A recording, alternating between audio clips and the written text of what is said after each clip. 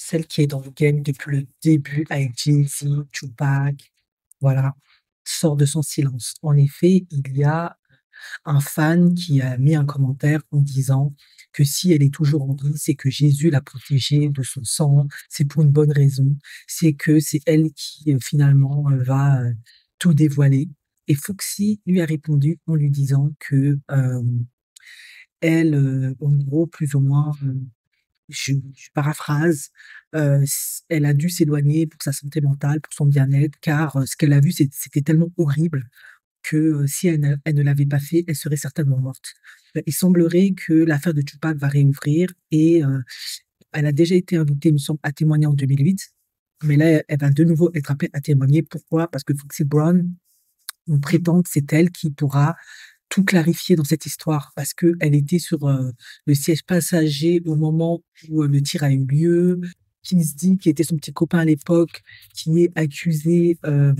Voilà, lui, il dit qu'il n'était pas à Las Vegas. Apparemment, il était à Las Vegas. Voilà. Apparemment, cette pourra tout clarifier. Et on dit que c'est elle qui est la plus susceptible et à même de faire tomber Jay-Z, de le connecter à l'affaire Tupac, etc.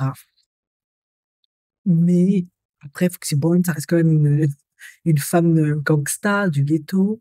Elle connaît la règle. La règle, c'est de ne pas parler, euh, de ne pas rapporter, de ne pas snitcher.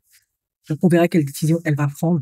Et il est évident que c'est une femme qui doit avoir ses traumatismes. Elle a dû vivre et voir des choses que je crois que dans toute une vie, certaines personnes ne verront jamais, et heureusement d'ailleurs. L'environnement s'y prête tout à fait. Et l'affaire de Didi n'arrange pas les choses. Parce que tout le monde essaie constamment de connecter Didi à Jay-Z, Jay-Z à Didi, parce qu'ils ont des business ensemble, Beyoncé par la même, avec l'affaire d'Alia, entre autres, etc. Mais je pense que c'est pas si simple.